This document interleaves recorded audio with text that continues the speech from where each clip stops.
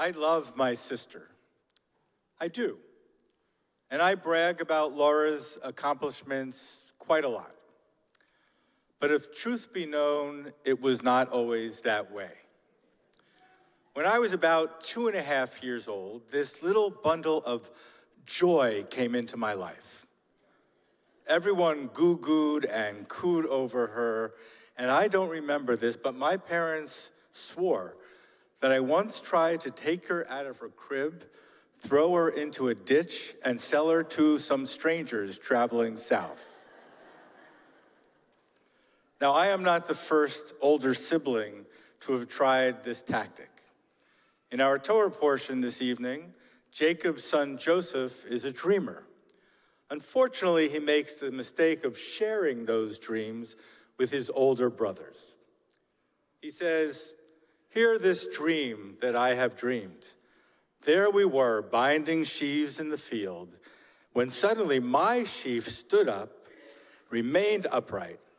Then your sheaves gathered around and bowed low to my sheaf." Joseph was never known for his tact or humility. So when their father Jacob gave the little pisher a beautiful ketonet pasim, a coat of many colors, his older brothers got so jealous that they did throw him into a ditch and then sold him to some Ishmaelites traveling down to Egypt. Now remember that Jacob, in his own youth, had stolen the birthright from his older brother Esau, and their father Isaac had a brother Ishmael, whom we don't talk about very much. Families are tough. Sibling rivalry is real, but not in every family. I once had the pleasure of traveling with a family whose 2 younger daughters never, ever fought. "What is your secret?" I asked the mother. "Well," she said, "from the time they were babies, I told them that family is the most important thing in your life, and so you must be nice to your family." "Wait," I asked in amazement. "Let me get this straight. You just told them? That's your secret? That's how you got your kids to get along like best friends?"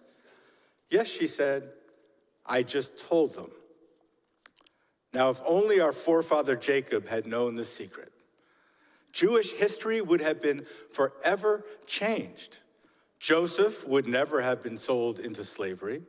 He would not have risen to become prime minister of Egypt, would not have had to reconcile with his brothers or bid them to come live with him in Egypt. Then a Pharaoh would not have risen who knew not Joseph. The children of Israel would not have been enslaved, and Moses could have lived out his career as a lowly shepherd with a stutter. No plagues, no Sinai, no Seder, no matzah, no gefilte fish. Of course, I love gefilte fish, so perhaps sibling rivalry is not so bad. And as an older sibling, I do empathize with the plight of his older brothers. For sibling rivalry is really not that difficult to understand. Here you are, a toddler, a 2.5-year-old, having just grown out of infancy. And the great thing about being an infant is that you can be utterly, totally, and insistently narcissistic, and no one seems to mind. I want, me, I am the center of the universe, goo goo gaga. But then you pass out of that stage and into toddlerhood, and suddenly mommy and daddy get angry when you cry and scream at the checkout lane because they won't buy you the latest mutant ninja Barbie doll or whatever. Just at this very delicate time, a little bundle of cuteness comes along who has exactly what you want most desperately in the world: permission to be utterly and wholly narcissistic without recrimination. Is it any wonder that you want to climb into that crib, throw the little intruder into a pit, and sell it to the Ishmaelites? Friends, we are all Joseph. At one point in our development, we all see ourselves as the sheaf of wheat to which all the other sheaves should bow down, the planet around which all other constellations revolve. We are born into narcissism, and if we are lucky, we grow beyond narcissism to love. You see, the opposite of love is not hate. Let me repeat that. The opposite of love is not hate. The opposite of love is narcissism, is thinking only of yourself.